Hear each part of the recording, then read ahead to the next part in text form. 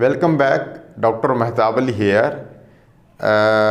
We have completed the sections almost up to penalties, section number 6 of the Poison Act 1999.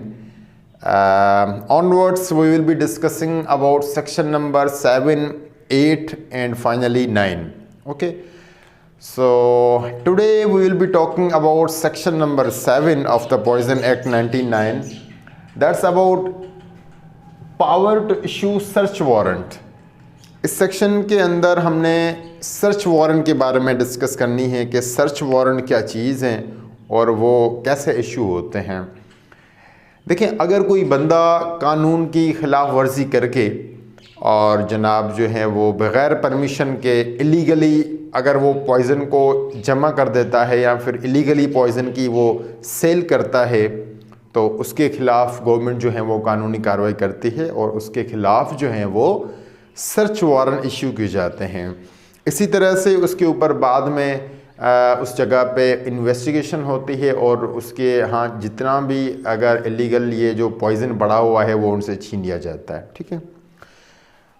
Right now the district magistrate and the sub divisional magistrate may issue a warrant for the search of any place in which he has reasons to believe or to suspect that any poison is possessed or sold in contravention of this act or any rule thereunder, or that any poison liable to confiscation under this act is kept as a concealed। देखें,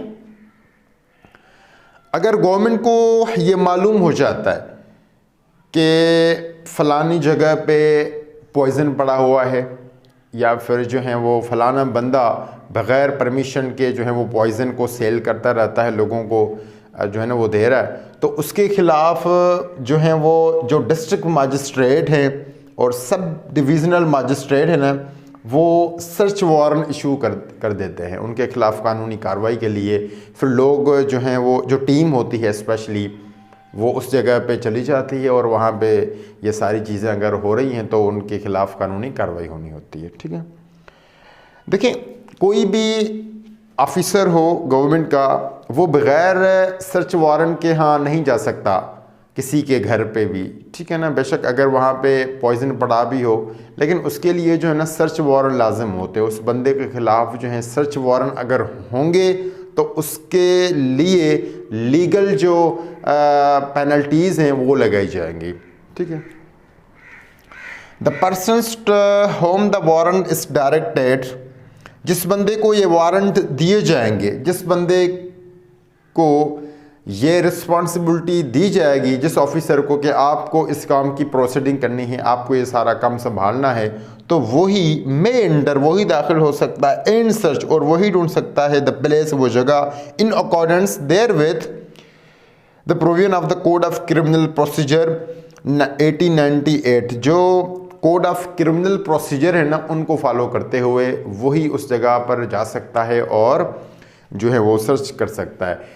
code of criminal procedure का मकसद ये है कि इसके अंदर ये एक कंप्लीट प्रोसीजर है जिसके अंदर ये सारी चीज़ें मेंशन हैं कि किस तरह से कानूनी कार्रवाई करनी है और किस तरह से जो है वो क्या क्या इंस्ट्रक्शन हैं।